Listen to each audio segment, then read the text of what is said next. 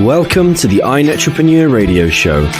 We are so honored to bring you your host, the ultimate celebritypreneur, connecting businesses and celebrities worldwide. Winner of the Networking Organization of the Year, best-selling author, magazine publisher, trainer, and owner and founder of Network Together and the iNETrepreneur Media Network for magazines, TV, and radio network. We're excited to bring you your host, Mr. Robert W. Jones. Wow, what an introduction. I want to thank my friend, Dr. Karen Perkins, for putting that introduction up for me. Sometimes I forget that I run so many things. I'm glad I have my beautiful, wonderful wife, Shawn Jones, the CEO of the iNETrepreneur Network, keeping me in line, because without her, much of what we do just does not happen. So thank you so much, Shawn. I love you. You're the best. But hi, everyone. I want to thank you for coming to the iNETrepreneur radio show on the iNETrepreneur Network. My name is, again, Robert W. Jones. For those who forget, remember, always put that W there. I'm not sure it really helps in search engine optimization, but I just feel better that I'm Robert W. Jones and not just Robert Jones, because there's even, I don't know, there's probably like 30 million Robert Joneses out there. And today I'm really excited because we're going to create a story, and we're going to create a story about living healthy and living wealthy. And I think it goes hand in hand. You know, many times in the community of the iNETrepreneur Network, I say, what good is all the wealth in the world if you don't have the health to enjoy that? Or what good is being so productive and so busy that you don't create time and self-care and space to enjoy the ones that you love that are in your life? I mean, it's very, very important to get up and have certain rituals that matter to you and that show yourself of self-care and love. I've always said it's like kind of amazing that I see so many people who are suffering with wealth. And I see other people that are suffering with poor health. But then there's just a few amazing people. They bring it both together and they leave a beautiful and fulfilling life. And today I have a wonderful guest on the first, but I'm going to bring our sponsors before I get to our first guest. And I'm so excited today.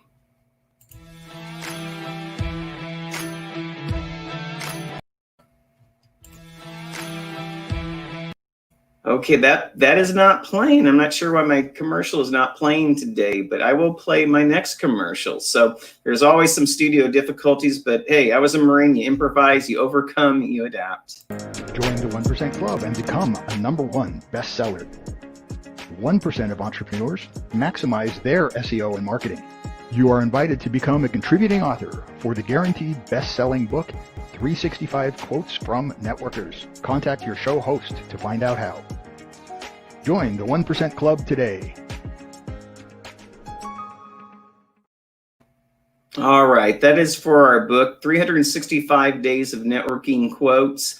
It's a book where we have authors from over 9 countries and over 25 states that have joined to give their take on hope, inspiration, and support to other entrepreneurs, business owners, and influencers who may not have survived through COVID as some of us. And so it's a really great book. It has the author's quote, a commentary on that quote, and a question to the reader. And someone can utilize that for 365 days for the year 2021. So I'm really excited about that. We should have that book coming onto the shelves and digitally the last week of December to hit January 1st. So you can start writing to that book, all those beautiful thoughts.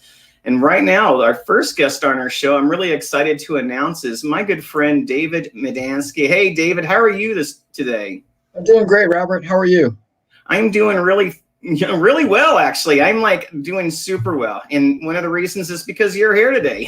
Thank you. I appreciate being a guest. I'm going to give you a shameless plug. And, you know, really before I start asking you a few questions, I just really want to give you a few, comments and testimonials. I know you and I have known each other for a couple of years now. And my beautiful wife and I have read a couple of your books. And her journey is a journey that has been going on and off for quite a bit of her life. And I'm doing my best job to be a part of her life so she can, be the fittest, healthiest rendition of herself. And one of the things that she has found very, very helpful are the books that you have written. And we actually have read them in bed together. And so we've incorporated a lot of the healthy eating and, changed some of our habits and breathing and workouts. And a lot of that was due to reading your books, David. And I want to say thank you for that. Thank you, Robert. So what I want to do is I want to get into the show. And, we talked a little bit about before we came on the air today. And, a lot of things I look at is when I look at people in their life, many times we always learn about what it is that they do. And sometimes if people give a presentation, they go into like, this is what I do. I do search engine optimization, or I'm a business coach, or I'm an accountant. And we always say what it is that we do. We always claim that ourselves is what we do, and that's how we identify. But, to me, it's so much more than identifying with what we do, because we're so much deeper than just what we do. Aren't we, David? Absolutely. And so, what makes me think of that is, a lot of us have pivot points, but basically when you sit in that audience and you hear someone coming up on stage, it really isn't sometimes what I'm listening for is what they do. It's really, I want to know who they are. What makes them them? What makes them their why? And that's more interesting to me, because if I can find out who they are and why they are, then I may, feel better about what they do, because they're going to be probably more passionate about it. So what I'd like to do, David, is go ahead and take a few moments and tell us about, your early childhood and your background. Where were you born? Where were you raised? What were some of the early years like? Well, some things people don't know about me is I'm a twin, and I was born in Chicago. I'm a twin brother. Yeah.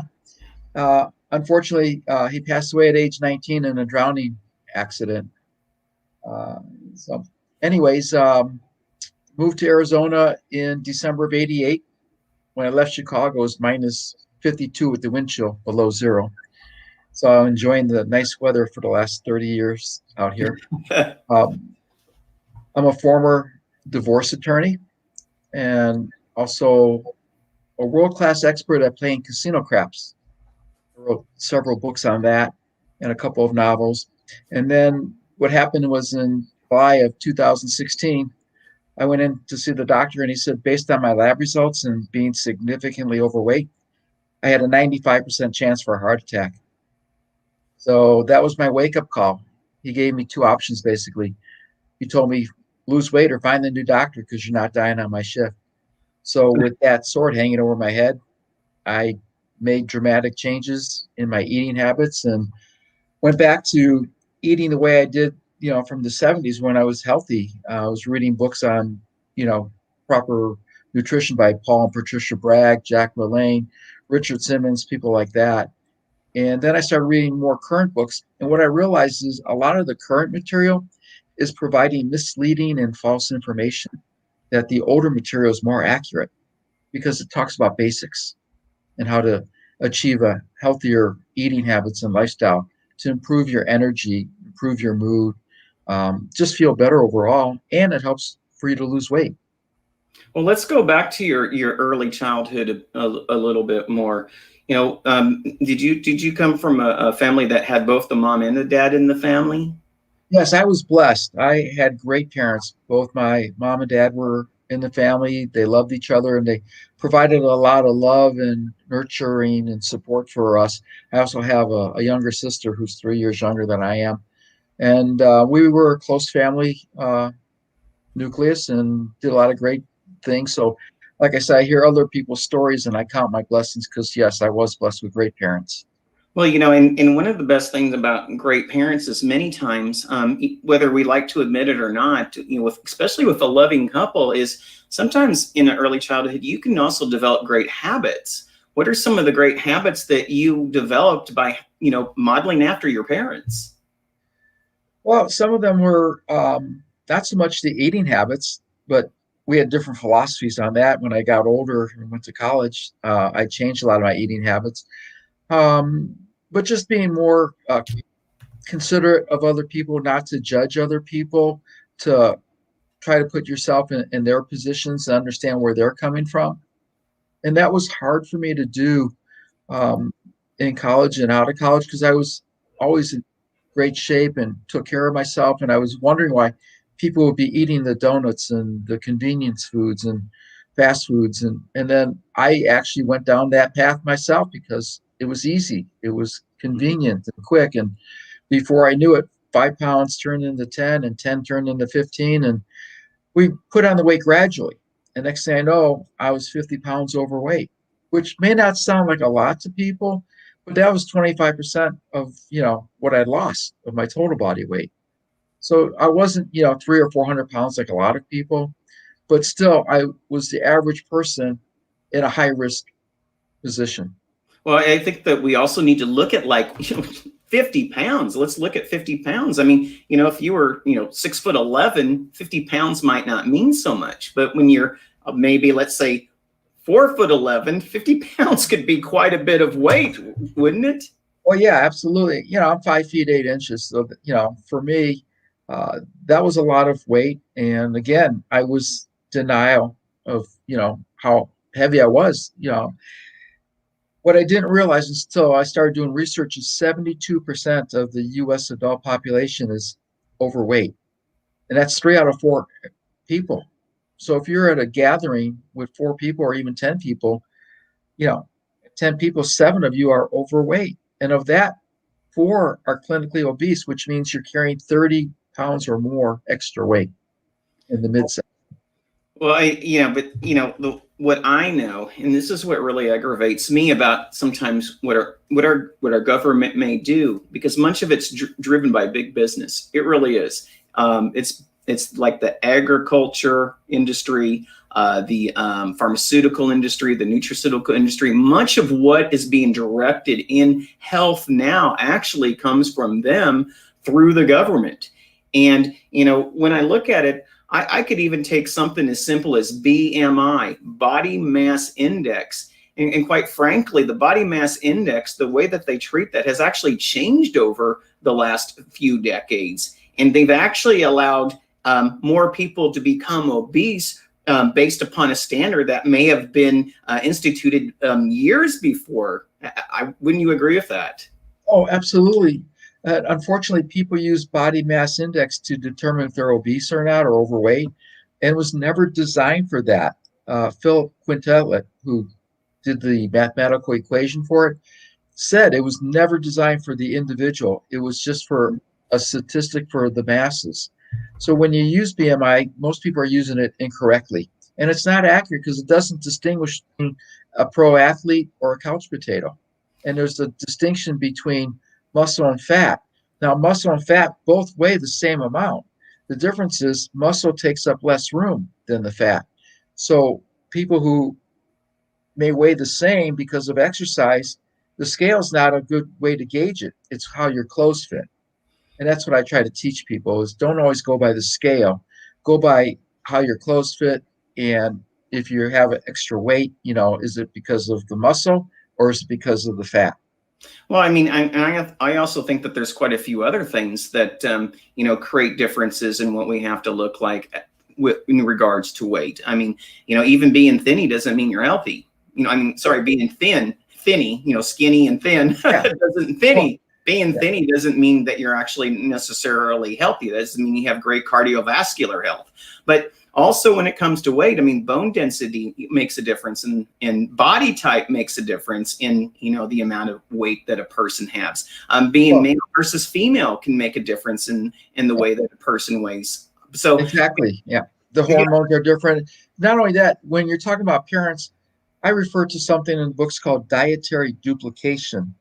And what that is your eating habits are based on how you were raised, on what your parents taught you. So we all have our preferences based on what we were given as kids to eat, whether our likes or dislikes. And it can be changed and modified over time when you start making adjustments to your eating habits. Well, and the other things too is the food that we eat now really isn't the food that we were getting in the 70s, 60s, or 50s. I call it edible products. And there's a quote that I saw where, is it the food or is it what they've done to the food? Yeah. And that's the problem. Our food has been scientifically engineered to optimize our cravings for fat, salt, sugar, and texture. So we're becoming addictive, and the food is addictive, and it is also deadly now.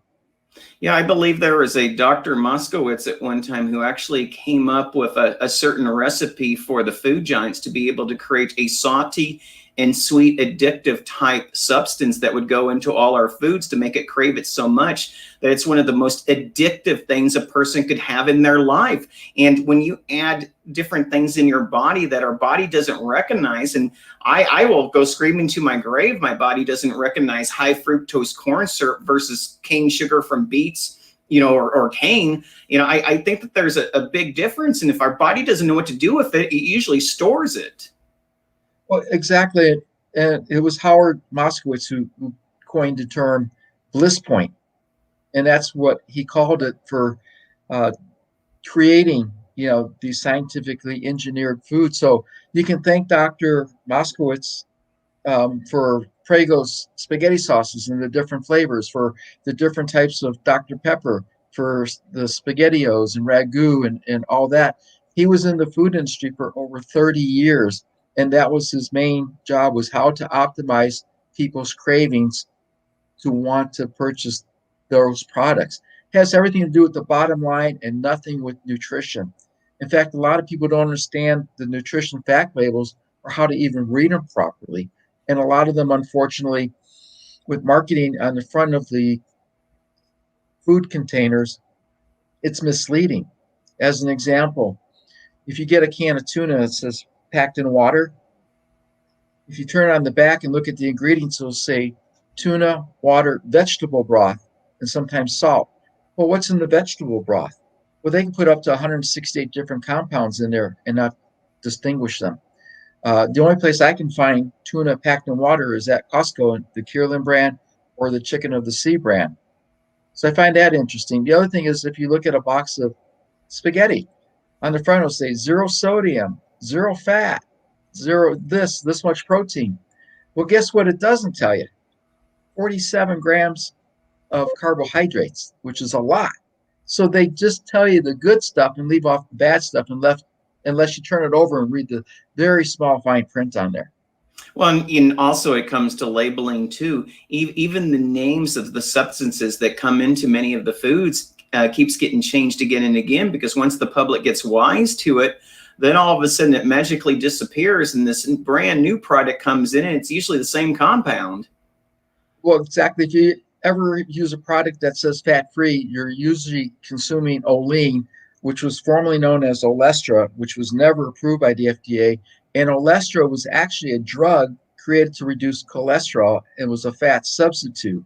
And they started adding it to food to reduce fat. So you're taking a drug in your food when you use fat-free products. Yeah, and I actually remember when they were trying to come out with Olestra, and one of the food giants, the fast food giants, was looking at using Olestra to cook all their fries in. And they did some test marketing of it, but the public was so repulsed by their fries being cooked in it. This big company with the arches decided not to go through with Olestra being in their vats for their fried foods. Yeah, exactly. So when I want to kind of go back just a little bit too, because you've had a great childhood. You're a twin. You've had two parents. You really were diligent about living life the right way. Go to school, earn a paycheck, go to graduate school, become an attorney. You were a divorced attorney. You had great success with all of your life, but it wasn't just weight that you're looking at. There had to be more to your pivot point that said, I'm not just going to change the weight in my life. I'm going to change who I am in life. And tell me a little bit about that, David, because there's way more than just losing 50 pounds. You had to have a day there where you sat down and you said, am I going to live this way, or am I going to live the way that I intend to live for me? And what did that day look like for you? I remember it very well. I had already started losing the weight, and I met Ann Lorrimore, and she was 89 when she hiked Mount Kilimanjaro to the top and set the world record. And I told Ann, I said, I'm going to do it at age 90 because I want to beat your record. And you probably won't be around. And her attitude was, her comment to me was, don't bet on it. So I love that. Talking to a chiropractor I see, he said our bodies are designed to live between 120 and 140 years. And so we don't optimize our lifespans that we can. Now, my goal is to climb Kilimanjaro, like I said, at age 90. So the first part of it is getting to age 90 and being healthy. And the second part is being in enough physical condition to actually do it. So that's my motivation, as well as helping others not suffer like I did. I don't like to see people who are at risk. I have too many friends that, unfortunately had the heart attack. They have the stroke. And I'm at that age where, more and more people are starting to pass away early. And I'm thinking they're so young. And yet people look at me and they think, well, you're old.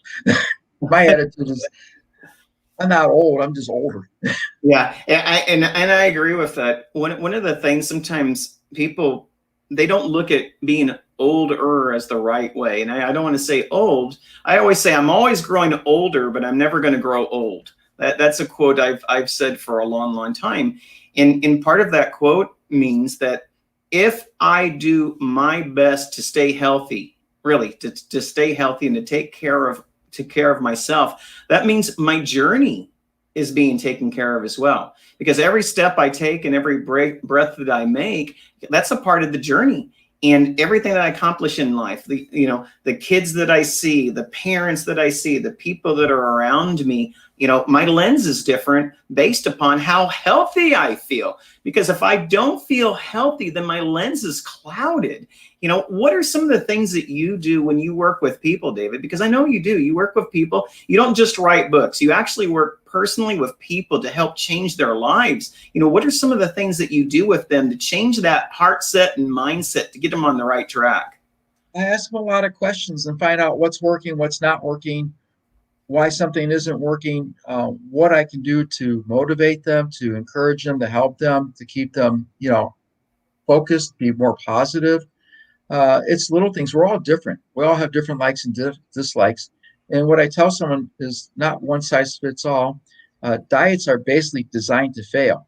So I talk about lifestyle and eating habits as opposed to a diet. And I look at it as you're not sacrificing or foregoing or denying yourself something. You're making a healthy decision, a choice. You can have the apple pie or the pecan pie or pumpkin pie if you want, or you can not have it and have something healthier, an apple, a piece of fruit, whatever. It's our choice what we put in our mouths. I'm with you on that attitude. My philosophy is I'm growing younger as I get older. Yeah, yeah, absolutely. Well, another thing I think it's really good as we start getting closer to the end of the segment of the show. I really do believe that there's a big misconception that thin people are healthy and fat people are unhealthy. I mean, you can be thin and be just as unhealthy, if not more unhealthy, than someone who is actually overweight. Can you speak to some of those misconceptions that people have about just being thin? Yeah, just because you're thin doesn't mean you're healthy. You could be having drug issues. You could be a smoker. Usually most smokers are thin because it suppresses their appetite. You could be doing unhealthy types of diets where you're not giving your body the proper nourishment it needs. So you may be losing weight, but it may be muscle as opposed to the fat. Yeah. And then they're finding people that go on these extreme diets, 2-3 years later, they're finding they're having latent health issues.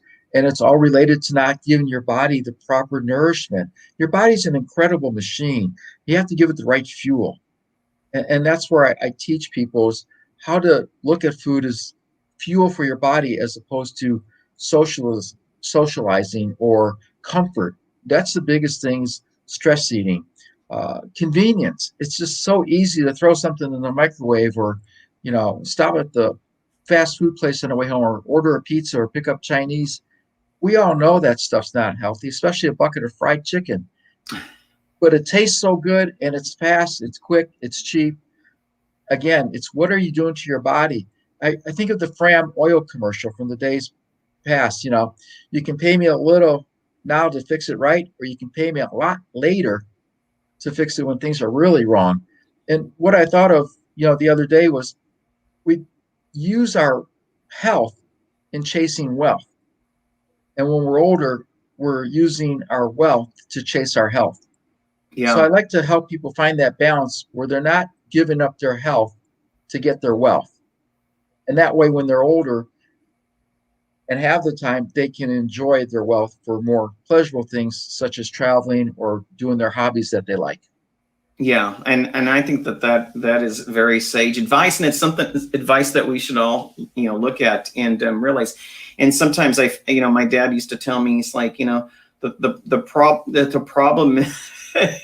He talks about youth versus wisdom, and he says, we waste all our wisdom in old age, and we waste all our health in young age. Yeah. And I definitely agree with your quote there. So, lastly, before you go, just tell us a little bit about your last two books that Sean and I have read. You may have a copy there. If you like, go ahead and show a couple of copies and just talk about those two books for a couple of minutes. Well, the first book is Discover Your Thinner Self, and that basically talks about my journey reducing weight and what I did to reduce the weight and how I kept it off and changing my eating habits. And then the second book, which is the one I highly recommend everybody, is the If Not Now, When, reduce weight, create a healthy lifestyle in 90 days. It's got great information on what you can do to make small little adjustments to your daily eating habits. So over time, you'll start noticing and getting results. Little things like drinking more water, eating slower, using a salad plate instead of a dinner-sized plate. Things we all know what to do, we just don't do it.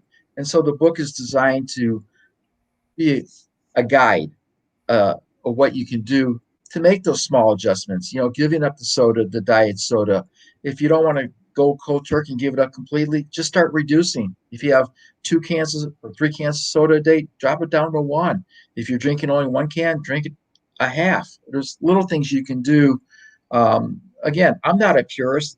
I still enjoy a piece of, pecan pie or apple pie, pumpkin pie occasionally, but instead of eating a big slice, I eat a little sliver now. And I Yeah. take my time and enjoy it. And that's little things you can do. And it's the same thing. I'm from Texas. I love fried chicken. Let me tell you, I love my fried chicken. I love my mashed potatoes. I love my collard greens. I love my Kool-Aid. I love all that. That's what, you have that in Texas, that and good barbecue. But it goes back to choices. It goes back to mindset. It goes back to one of the first things that we talked about in this segment. It's changing those habits. It's not saying that you have to deny yourself each and every day or each and every moment. It just means let's be thoughtful about how we make the choices from day to day. And I think that's some of the best advice that you have in your books. It's helping people understand that the choices don't have to be cold turkey. The choices don't have to be in a 3-month crash diet plan. The choices just really need to be a lifelong plan, because it's a lifelong journey that we all have. Right. So you want to enjoy it. And what I teach people is focus on what you enjoy that's healthy for you, and stop focusing on what you're not getting or not able to eat, because what you focus on expands. We know that. It's universal law. So if you focus on, I'm going to look forward to enjoying that avocado or that apple or those almonds or, cashews or whatever, it's a lot different than I wish I could have ice cream, or why can't I have that pie, or feeling sorry for yourself because everybody else is drinking the beer and eating the pizza, and you're like, oh, I'm not supposed to have that. Right. And for me, it became a game of saying, it looks better on you than me, and making other choices. Well, and I'm much better off for it. And I feel much better. You get into a little rhythm and it becomes more of a habit. yes. Well, I have your information scrolling across the screen there for everyone. Go ahead. This is some of the best ways to contact you, but are there other ways that we can find you online, David? Sure. I'm on Facebook, so they can find my name, David Madanski, or Create Your Thinner Self on Facebook. I'm also on LinkedIn. So both, Create Your Thinner Self or my name, David Madanski. And my email is real simple. It's my first and last name, davidmadanski@gmail.com. So if they want to send me an email, I'm happy to answer questions for your guest, your audience on what I can, they have certain questions, I'm happy to do that. There's no charge for that. Well, I love your name. I mean, you don't have to have the middle initial. It's David Medansky. So it's not like Robert Jones where I got to put the W there so I can differentiate myself. Well, David, I really appreciate you being on the show and, talking about things that for me have a lot of meaning. Everything that you spoke of matters. You have a very good vision on what you want yourself. And what I really appreciate about you is you're not keeping it to yourself.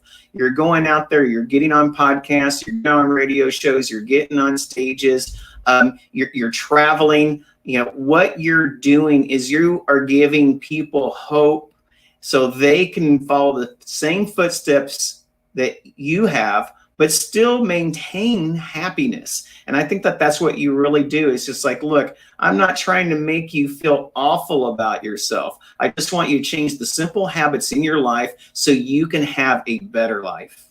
Exactly. And I'm not trying to tell you have to do it through exercise, because 100% of weight loss, in my opinion, is based on what you put into your mouth. So there's, if people don't want to exercise, they don't have to. It's just like you said, little modifications, little improvements each day. It's a gradual thing. What I usually ask people is, would you like to weigh 20, 30, 40 pounds lighter by this time next year? And the answer is yes. Well, can you lose 2, 3, 4 pounds a month? And most people say, well, yeah, that's easy. Well, if you do that for 12 consecutive months on average, because there's going to be times when your body's going to plateau. But on average, if you lose 2, 3, 4 pounds a month, that's 24 to 48 pounds within a year.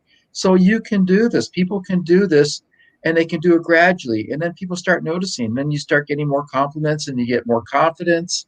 And then it makes you motivated to keep doing it and, improving more. Well, thank you so much, David, for being on the show today. Of course, this will be stored on YouTube so people can come back and listen to our show segment. And I really appreciate you being here. Stay with us after the show. We'll get to talk to Natalie just a little bit, but I appreciate you so much. I'm going to go to one of our commercials, and we have next up on our show, Miss Natalie Pao. Join the 1% Club and become a #1 bestseller. 1% of entrepreneurs maximize their SEO and marketing. You are invited to become a contributing author for the guaranteed best-selling book, 365 Quotes from Networkers. Contact your show host to find out how. Join the 1% Club today. Well, I want to thank again David Madanski for coming up onto the show today. Published author, great radio podcaster.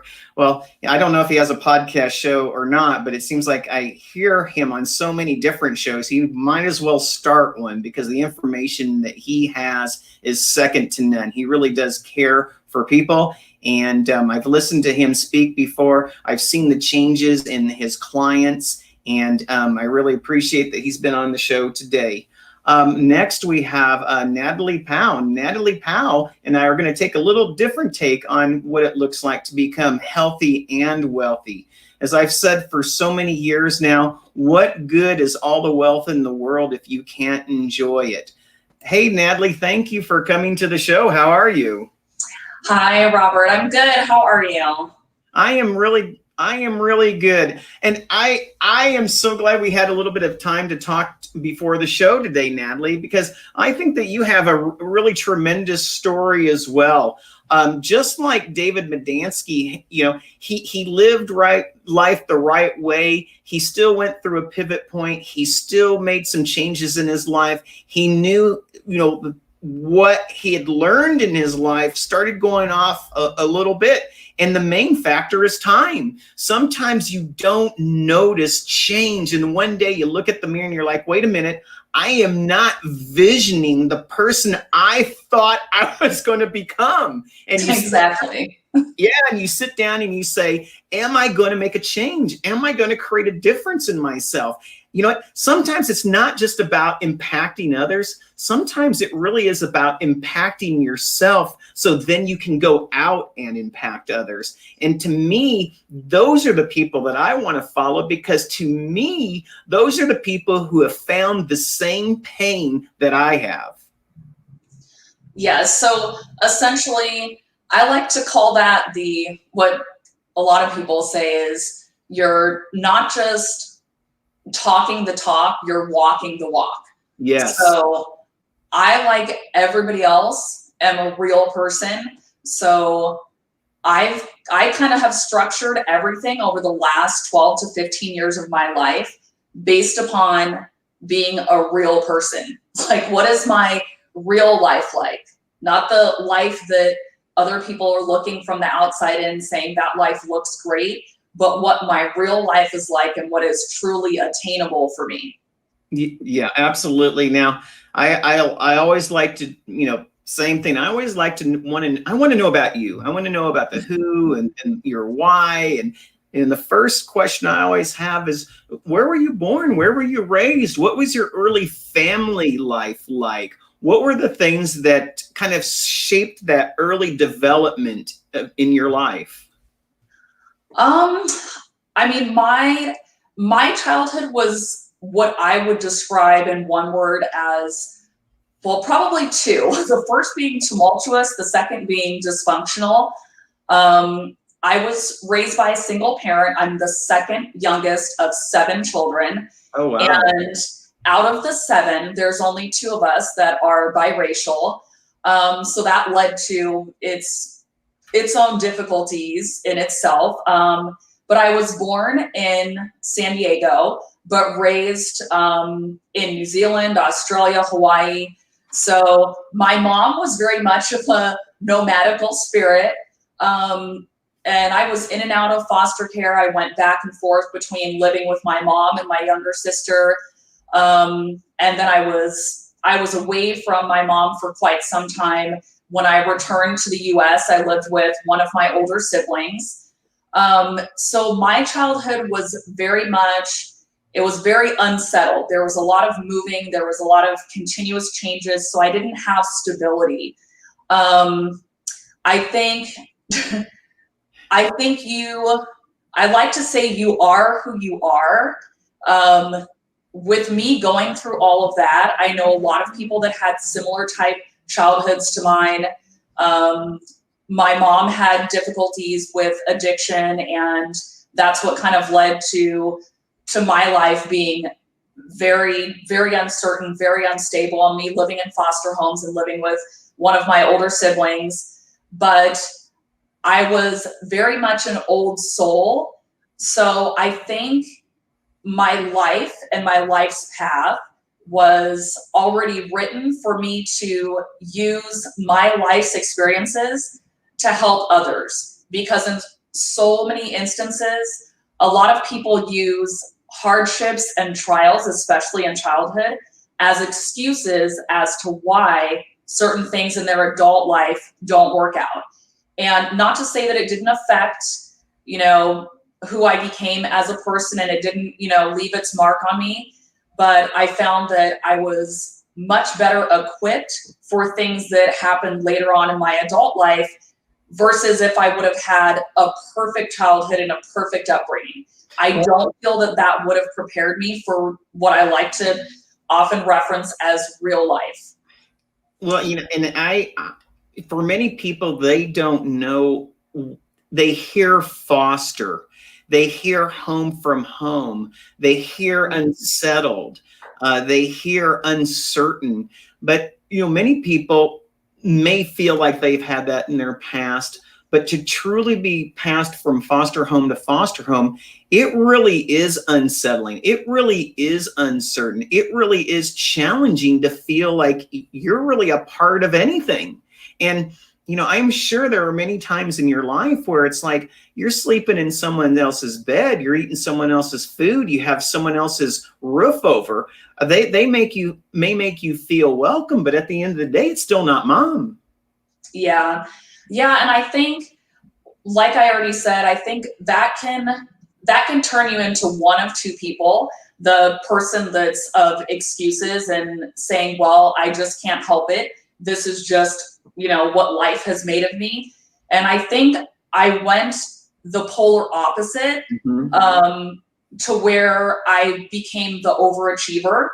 So everything was to the extreme.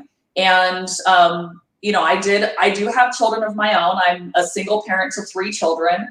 And I think I went to the extreme. So I've very rarely moved. I made sure I did kind of, what a lot of parents have probably done who've had, a really tough upbringing and a very unstable childhood. I made sure that everything was so perfect and just so for my children. But as they became older and as I've become wiser, and we've gone through what I've called the learning years, with my older children going through some things when they were teenagers, because I kept everything so perfect.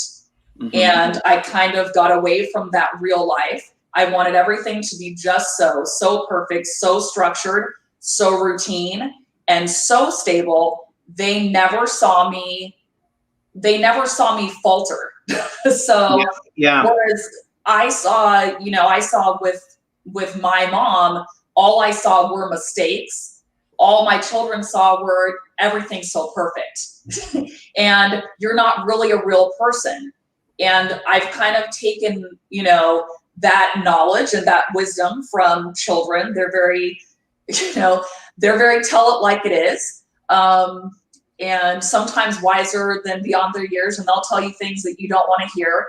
So I kind of took that and went with that. And over the last, 12 to 15 years, have always tried to think like, I am a real person and this is real life.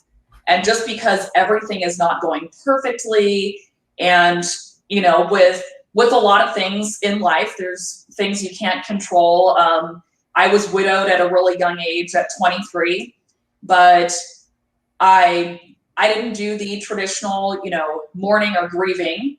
I was very immersed in my career. I took 3 days off from work to kind of get my affairs in order and went right back to work.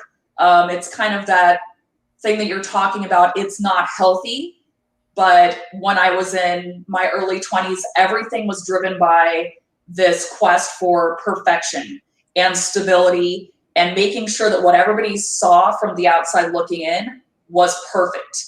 The perfect American dream with the houses, the cars, everything's perfect, even though that was something that was out of my control, was being widowed. I didn't want anyone to see me being weak or out of control or imperfect. So I've kind of used my life's experiences to tell people it's okay to be a real person. Like, it's okay. It's okay to, to live real life. It's really interesting though, because you took the environment of struggles and then you manifested in yourself a way to say, I'm not going to allow anyone to see my personal struggles. But in a way, perfectionism is also another form of struggle. And not being able to show humility, or not being able to be humble, or not being able to be human, or not being able to be mom, right? Sometimes, being driven to be so perfect sometimes also has its own costs. Yes. So yes, absolutely. A tremendous personal toll. And, I also understand about being biracial myself. I'm biracial too.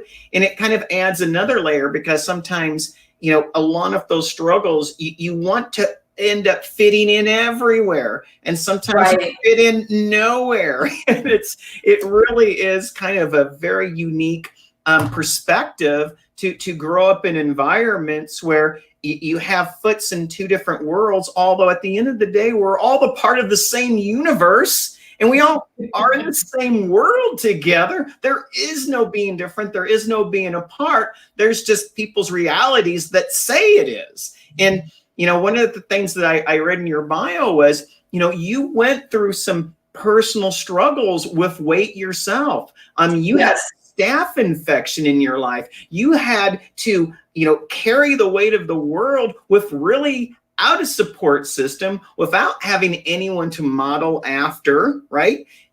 I'm kind of looking at, did you have any mentors in your life? I think where, going back to me taking all of the trials and tribulations and struggles. I, from a very young age, being 11 or 12, I focused very much on being successful and career driven. So a lot of the advice and a lot of the mentorship that I received was from people in my business world, in that career world. And I found that very helpful because I didn't have that, in a home environment. That's kind of where I found like a family in a sense. Right. Your stability, your certainty, yes. your control, your, yes. Your edification. I mean, all of that. I mean, that was your success. And what I really like about that is, in certain ways, I can tell with you, but it still wasn't the balance. Yes, you had this here, but you still had this other piece of you over here that even though no matter how successful you can be in this world, there's still that sock drawer, so to speak, that you want to fit in your life. When you talk about epiphanies, I went through so many things where I would say to people like, wow, I'm pretty sure that was the first epiphany, but I ignored it because I was on this career path, and my version of success had nothing to do with health. It had everything to do with, as you've been referencing, wealth. How much can I have? How much can I amass? How many houses can I get?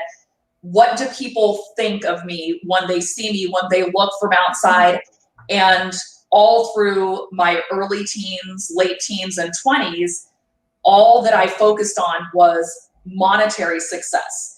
And I had a lot of what people would call those epiphanies, like the staph infection, but it wasn't until I was late 20s and, became pregnant with my third child and was still a single parent, was now going to be a single parent to 3 children, that, I knew what to do business-wise, career-wise. I was very good at that. That was my strength, and that's where I got my security. That was my security blanket. That's what I focused on. So I had a couple properties. I had all the nice cars, everything that people would call the American dream, but I was very unfulfilled and very unhealthy. And coming from a background with, addictive tendencies, I used alcohol to, kind of self-medicate. So, and like you mentioned earlier, being thin and skinny is not necessarily healthy. So people always looked at me as, oh my God, you're really thin, you're pretty, and, you're successful. But I was very unfulfilled and very unhappy. And when I became pregnant with my third child, I basically lost, I guess, that sense of control. I'm a very controlled, structured, rigid type of personality. Right. Very, what people would call an A-type personality. I lost that. And I lost it for the entire pregnancy. And my starting weight was 130 pounds when I became pregnant with my third child. And because I was doing this on my own, not by choice, it's just, life happens, it's real life. And I figured, well, I'm already raising 2 children on my own. What's 3? Apparently that wasn't as easy an answer as I had hoped for. I ended up, just from emotional binge eating, gaining over 100 pounds during the course of my pregnancy. So that's in a 9-month span of time, I gained over 100 pounds, added to my 130 pound starting weight. And I'd never been overweight. I'd always been the person that kind of, I drank a lot. That fills an emotional void, but it also fills, hunger. So I was very thin. I appeared to be healthy, but wasn't. And then all of a sudden, I was massively overweight. And it wasn't until I gave birth to my third child that I was like, there has to be more than money. There has to be quality of life. And I actually sat down with my children and I told them, I said, look, if I were to change things and we didn't have these houses, we didn't have this money, we didn't have these cars, would you rather have me being happy, you know, being there for certain things? Because I don't think people realize the sacrifice it takes to make that type of money and have that level of success. It takes a lot of, you're sacrificing a lot of yourself and a lot of your family. And when you're doing it as a single parent, there's only you. You're the be all and end all. So my business world in life was getting the best of me and my children were getting the leftovers. And when I sat down with them after I had this third child and I was still massively overweight and had a ton of health issues that all could be fixed if I just focused on health instead of money and monetary things and possessions. And I said, would you rather have me and happy and have more time, or would you rather have all these things that I've accumulated for you? And they said, we'd rather have you and have the time. And that must have been, I fully invested. And it's not overnight. It was a few years. It was a good 4 to 5 years that I made small changes. And I thought of it as in, I took a serious investment in my health, just as serious as I would be about business. So every single day you're investing in what you would do for business.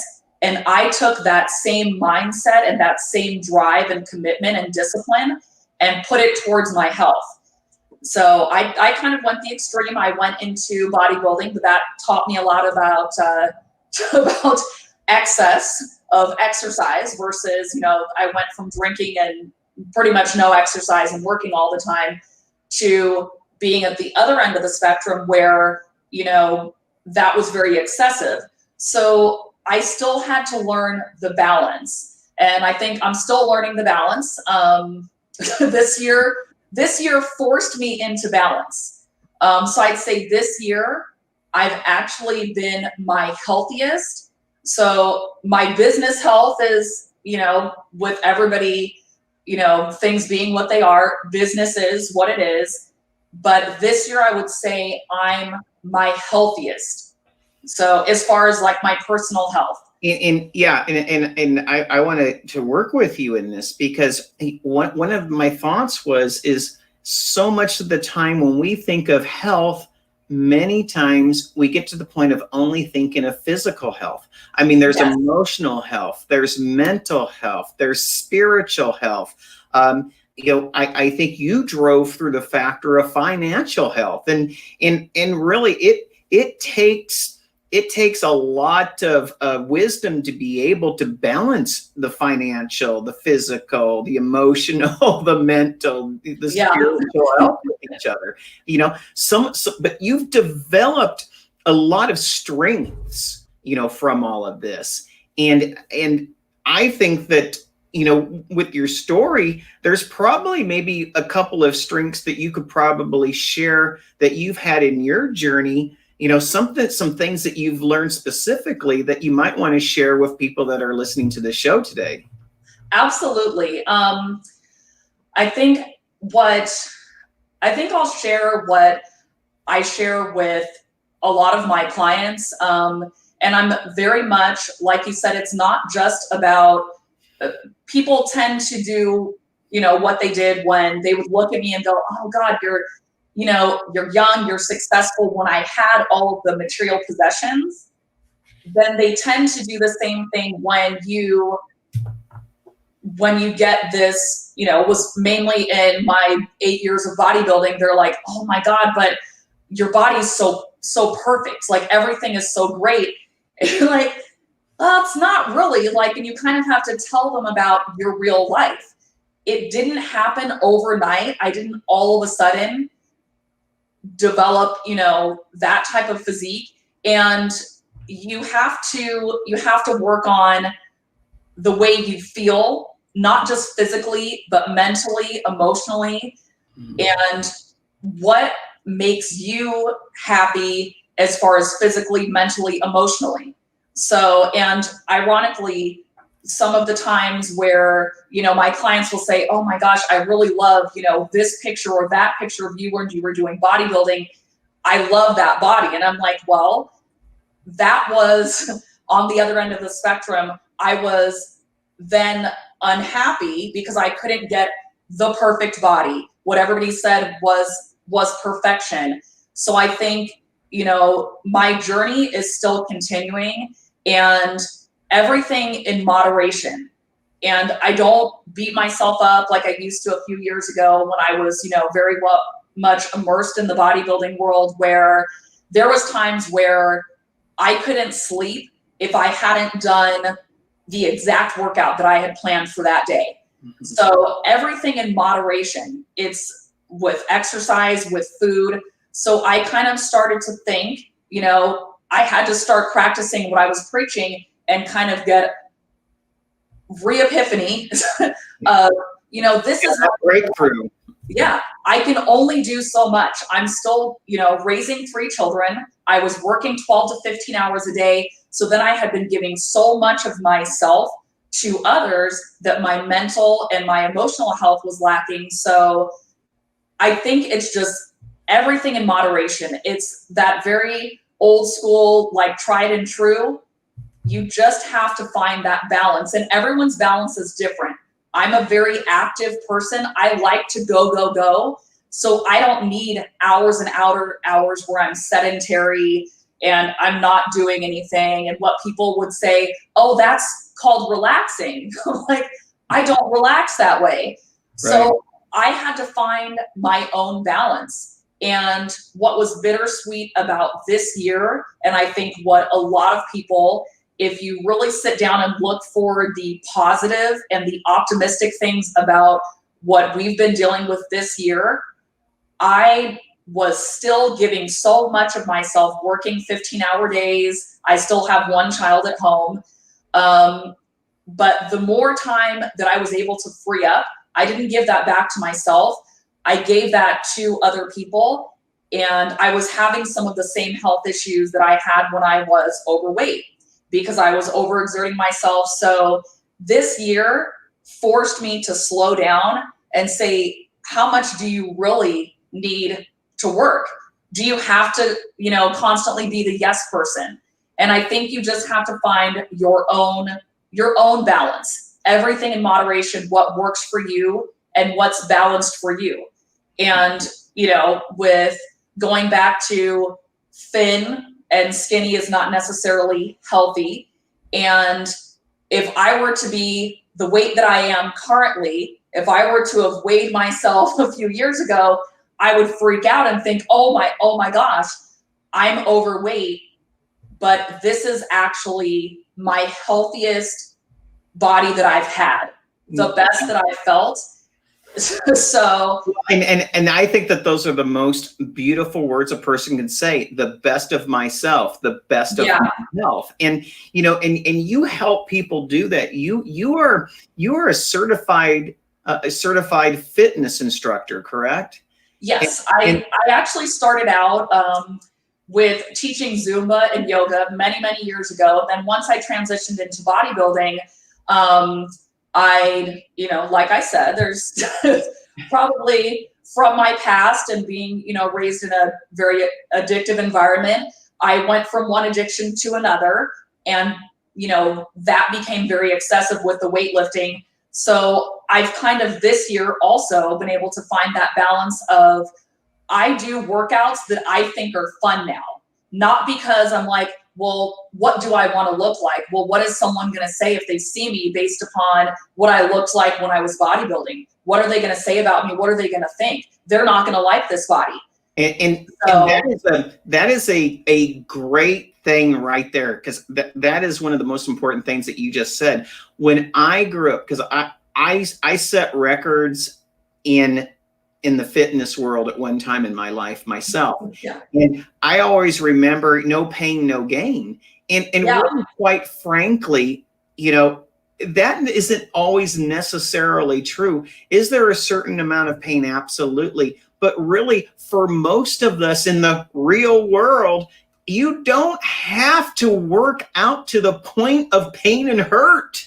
Yeah. That is one of the biggest myths. I mean, a person who does 20 to 30 minutes of moderate exercise every day, actually throughout the course of their life, will be far much more healthy than a person like me who used to run on average 10 to 12 miles a day for 20 years. And now my back and my feet and my legs and my whole body feels crippled. If I would have done my exercise in moderation, again, in balance and eat in health, then I would be far more feeling good without those aches and pains. And I think that that's one of the biggest things that, people need to know. If you really want to live a long and healthy life, certainly grow your wealth. But if you also want to live a long and healthy life, you don't have to stress yourself and push yourself to the max of uncomfortability. Yeah, I think with you saying that kind of reminded me of, something that I was going to touch on, which was going back to the bodybuilding. That is in a sense how I was able to obtain a lot of my clientele, that they would see a picture. And not to say that bodybuilding is, not a great sport and it can't be done in a healthy way. The way that I did it natural, 100% natural, which is protein, no hormones, no steroids. However, it still took a toll on my body because I did it to excess. For me to be able to get that, I basically put all of that extra time that I wasn't putting into, building wealth and material possessions into training. And I trained so excessively that I damaged, a lot of my joints and my ligaments. So when people say, oh, I would like to look like that, I try to tell them, just everything in moderation. To look like that, it was an extreme. It was training 4 to 8 hours a day of weightlifting, a lot of repetitive movements. I was very depleted. My body was very stressed. And then you almost develop some type of body dysmorphic disorder where enough is never enough.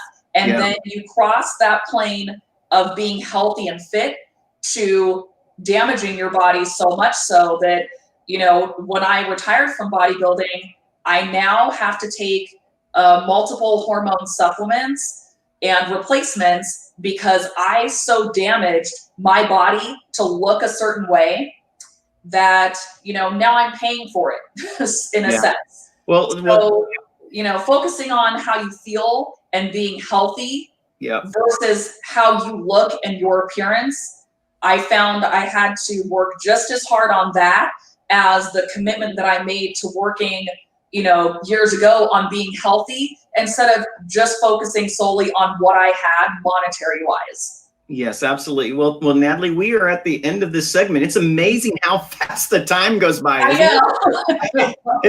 It's like amazing. I just want to make sure that, let everyone know what you offer your clients. And also I have the banner scrolling across the screen, which has your information on it.